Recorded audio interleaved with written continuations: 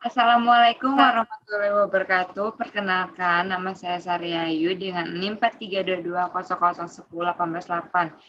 Dosen pengampun Sofenalim SMAK. Saya Nur Imamah dengan nomor induk 432201100204 dari jurusan akuntansi. Di sini saya akan presentasikan tentang saham. Saham adalah sebuah bukti kepemilikan nilai sebuah perusahaan. Kata saham sendiri diambil dari bahasa Arab. Dalam literatur fikih, saham diambil dari istilah musahama yang berasal dari kata sam, berbentuk jamaknya ashum atau summa yang diartikan berbagai-bagai kepemilikan. Artinya, pemilikan saham adalah pemilikan perusahaan. Semakin besar saham yang dimiliki, maka semakin besar kekuasaan di perusahaan tersebut. Dengan menerbitkan saham, kemungkinan perusahaan-perusahaan yang membutuhkan dan memadai jangka panjang untuk menjual kepentingan bisnis sampai saham atau efek ekuitas. Dengan imbalan, uang tunai ini adalah metode utama untuk meningkatkan modal bisnis selain menerbitkan obligasi. Saham dijual melalui pasar primer atau primary market atau pasar sekunder secondary market. Saham atau stok merupakan salah satu instrumen pasar keuangan yang paling populer. Menerbitkan saham merupakan salah satu pihak perusahaan ketika memutuskan untuk pendanaan perusahaan pada sisi lain. Saham merupakan instrumen investasi yang banyak dipilih oleh para investor. Karena saham mampu memberikan instrumen investasi yang banyak dipilih oleh para investor. Karena saham mampu memberikan tingkat keuntungan yang menarik. Saham dapat didefinisikan sebagai tanda penyertaan modal seorang atau pihak badan keuangan dalam suatu perusahaan atau perseroan terbatas dengan menyertakan modal tersebut, maka pihak tersebut memiliki klaim atau pendapatan perusahaan, klaim atau aset perusahaan, dan berhak hadir dalam rapat umum pemegang saham atau RUPS. Ciri-ciri saham. Ciri saham itu ada dua. Saham preferen dan saham biasa. Saham preferen memiliki berbagai tingkat dapat terbitkan dengan ciri-ciri yang berbeda. Yang kedua, tagihan terdapat aktif dan pendapatan memiliki prioritas lebih tinggi dan saham biasa dapat hal pembagian dividen. Yang ketiga, dividen kumulatif bila belum dibayarkan dari periode sebelumnya, maka dapat dibayarkan pada periode terjalan dan lebih dahulu dari saham biasa. Yang terakhir, konvertibilitas dapat ditukar menjadi saham biasa bila kesepakatan antara pemegang saham dan organisasi penerbit terbentuk. Saham biasa. 1.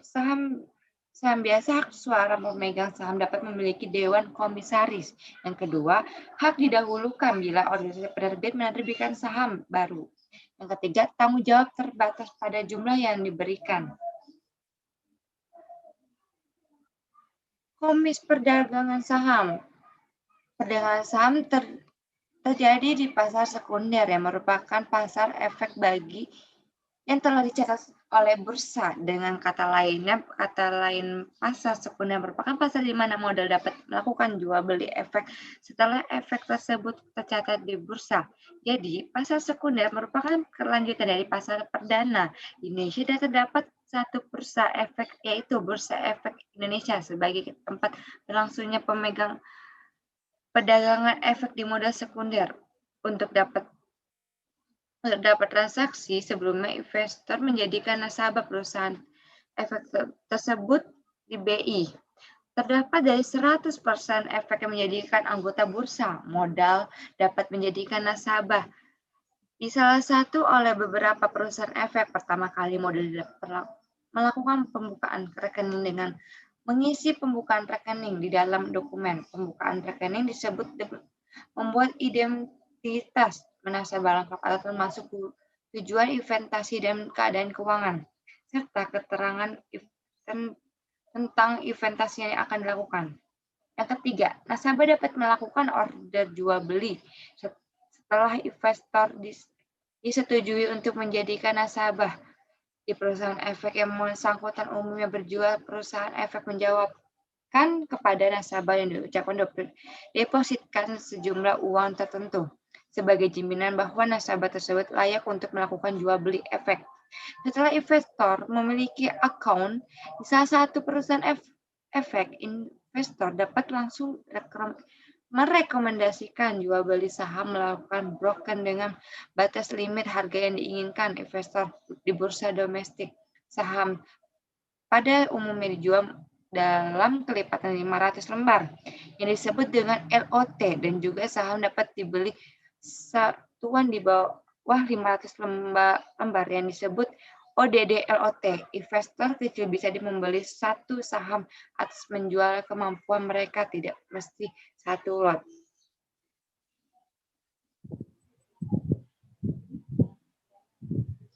Yang kedua ada pasar modal.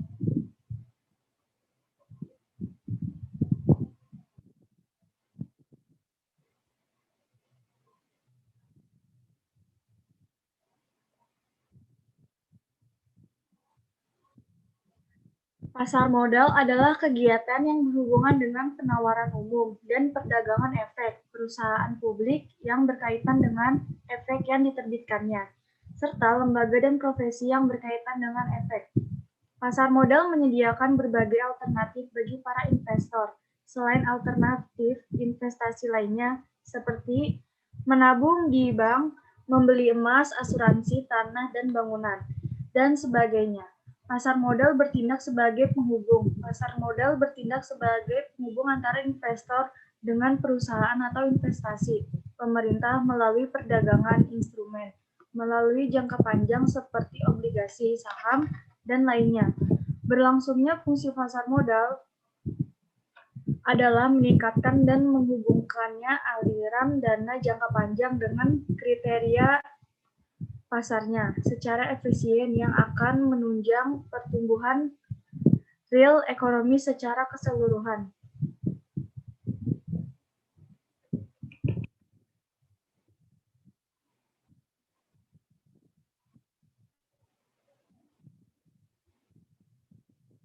Selanjutnya, lembaga dan struktur pasar modal Indonesia. Yang pertama ada Otoritas Jasa Keuangan, didirikan pada tahun 2011 untuk mengaktifkan fungsi Badan Pengawas Pasar Modal sebagai pengawas seluruh aktivitas dan yang terjadi di pasar modal. Yang kedua, Bursa Efek. Saat ini ada dua, Bursa Efek Jakarta dan Bursa Efek Surabaya. Namun, sejak lahir 2027, Bursa Efek Surabaya melebur ke Bursa Efek Jakarta, sehingga menjadi Bursa Efek Indonesia. Selanjutnya, perusahaan efek. Dan yang keempat, lembaga clearing dan penjaminan. Saat ini dilakukan oleh PT Clearing, penjaminan efek PT KPI. Yang terakhir, lembaga penyimpanan dan penyelesaian. Saat ini dilakukan oleh PT Kustodian Sentral Efek Indonesia atau PT KSEL. Selanjutnya ada manfaatnya, yaitu ada dua, bagi emiten dan bagi investor. Bagi emiten, pasar modal memiliki beberapa manfaat, antara lain, yang pertama, jumlah dana yang dapat dihimpun berjumlah besar. Yang kedua, dana tersebut dapat diterima sekaligus pada saat pasar perdana selesai.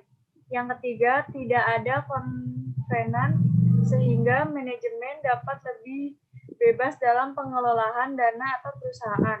Yang keempat, solvabilitas perusahaan tinggi sehingga memperbaiki citra perusahaan. Yang kelima, ketergantungan emiten terhadap bank memiliki lebih kecil. Yang kedua, bagi investor. Sementara bagi investor, pasar modal memiliki beberapa manfaat, antara lain, yang pertama, nilai investasi berkembang mengikuti pertumbuhan ekonomi. Peningkatan tersebut tercermin pada peningkatannya harga saham yang mencapai capital gain. Yang kedua, memperoleh dividen bagi mereka yang memiliki pemegang saham dan bunga yang mengambang pada pemegang obligasi. Yang ketiga, dapat sekaligus melakukan investasi dalam beberapa instrumen yang mengurangi risiko. Selanjutnya ada jenis pasar modal. Yang pertama, primary market, yaitu tempat untuk pertama kali dibukanya penawaran saham oleh emiten sebelum melakukan perdagangan di pasar sekunder. Yang kedua ada secondary market, yaitu tempat perdagangan saham yang sudah melalui masa penawaran di pasar perdana.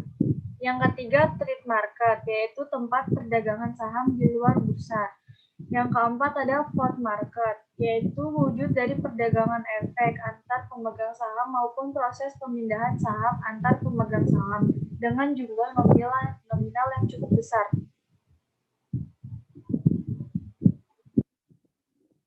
Selanjutnya ada tujuan pasar modal, yaitu menghimpun kesempatan kepada masyarakat untuk meningkatkan suatu pertumbuhan ekonomi dan untuk memberikan kesempatan kepada masyarakat untuk ikut mempunyai perusahaan dan ikut menikmati hasilnya atau laba.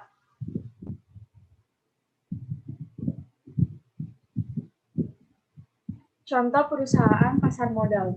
Indonesia juga memiliki perusahaan publik yang beberapa tahun silam mendapatkan predikat Top Performing Listed Companies 2012. Di antaranya adalah sebagai berikut ini. PT Astra International Tbk, PT Lipo Cikarang Tbk, PT United Traxtor Tbk, PT Intraxo Penta Tbk, PT Alam Sutra Leti Tbk, PT Bank Rakyat Indonesia, dan PT BNI Securities.